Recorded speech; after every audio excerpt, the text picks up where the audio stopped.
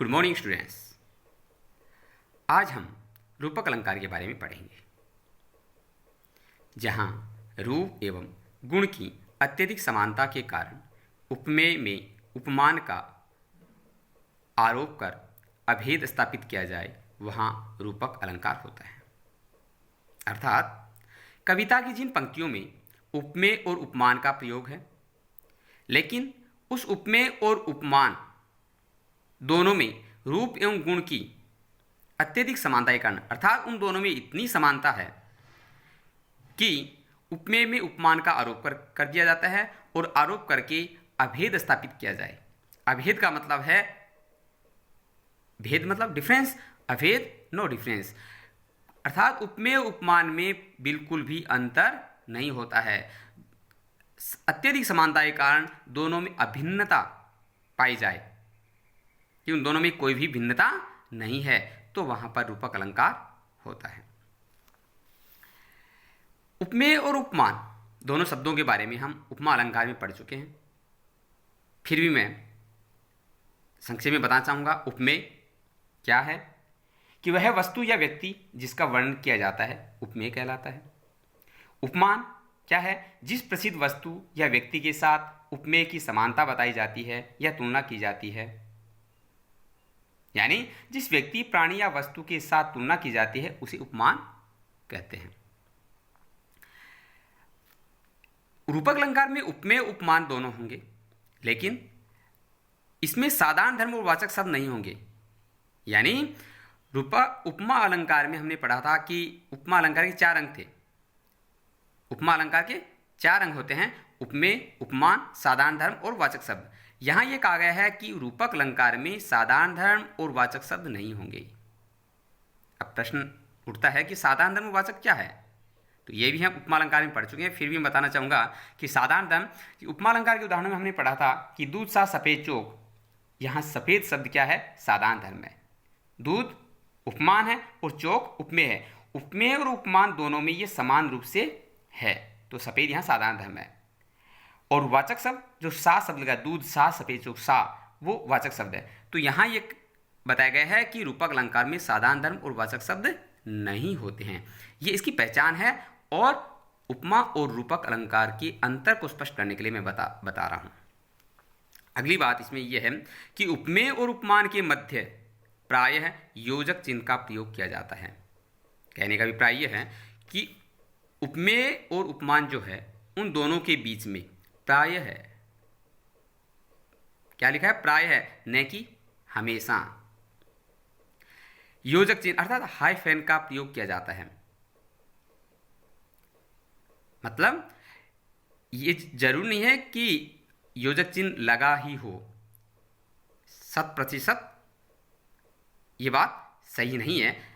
हम इसकी थोड़ी सी पहचान कह सकते हैं कि ज़्यादातर रूपक अलंकार के उदाहरणों में ये योजक चिन्ह लगा हुआ मिलता है।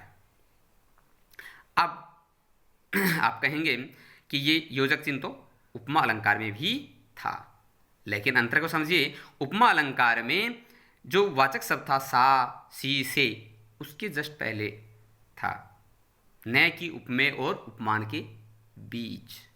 और यहाँ पर यदि योजक चिन्ह मिलता है तो वो कहाँ पर मिलेगा, उपमेय और उपमान के बीच।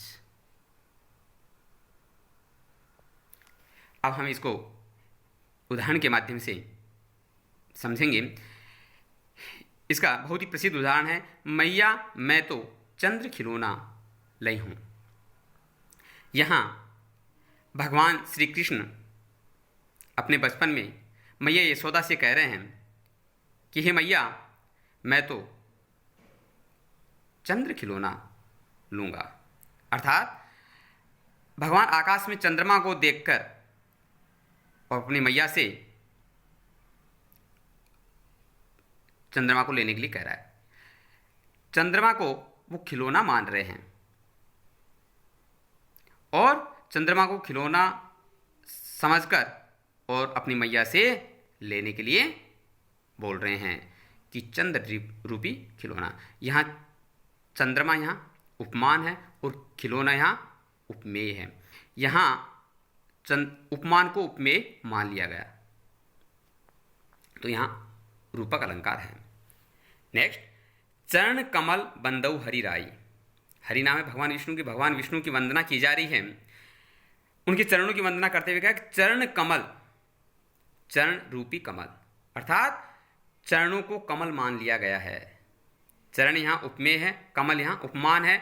उपमेय में उपमान का आरोप, अभेद है। यहाँ चरण और कमल इन दोनों में किसी भी प्रकार की कोई भिन्नता नहीं है। चरणों को कमल ही मान लिया गया है, इसलिए यहाँ रूपक अलंकार है। अगला उदाहरण है, पायो जी मैंने राम रतन धन पायो। मीरा जी का पद है कि राम रतन धन पायो, राम रूपी रत्न। यहाँ राम उपमेय है, रत्न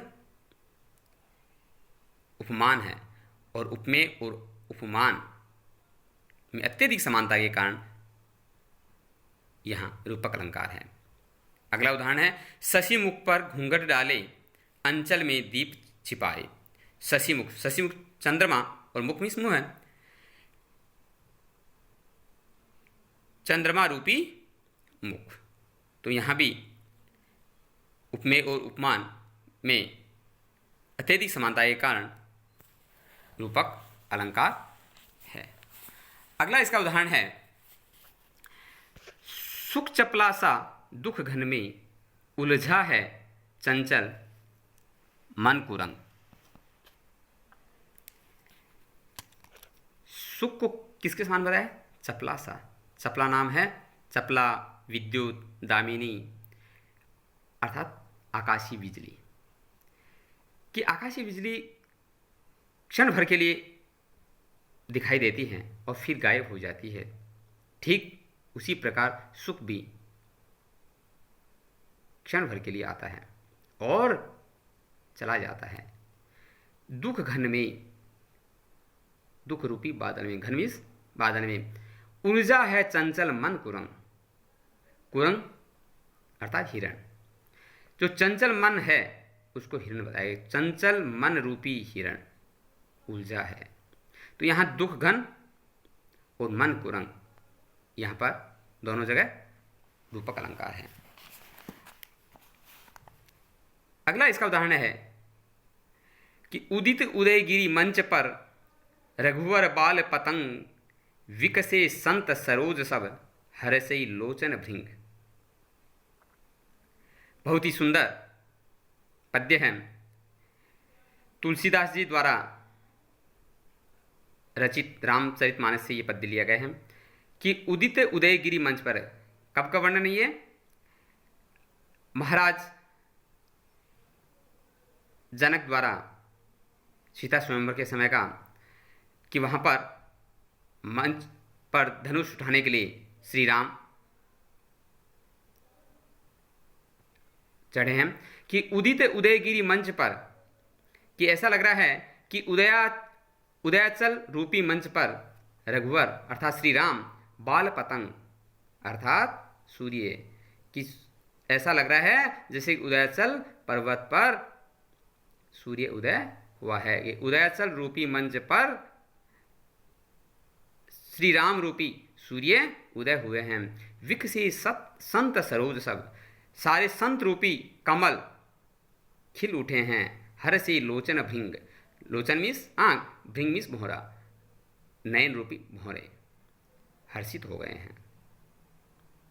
तो यहाँ उदयगिरी मंच अर्थात गिरी मीस पर्वत, उदयाचल रूपी मंच, रघुवर रूपी बाल पतंग यानी सूर्य, संत रूपी कमल और नयन रूपी भौरे, यहाँ इन चारों जगह रूपक अलंकार है। आज के लिए बस इतना ही। कल हम उत्प्रेक्ष अलंकार के बारे में पढ़ेंगे। तब तक के लिए धन्यवाद।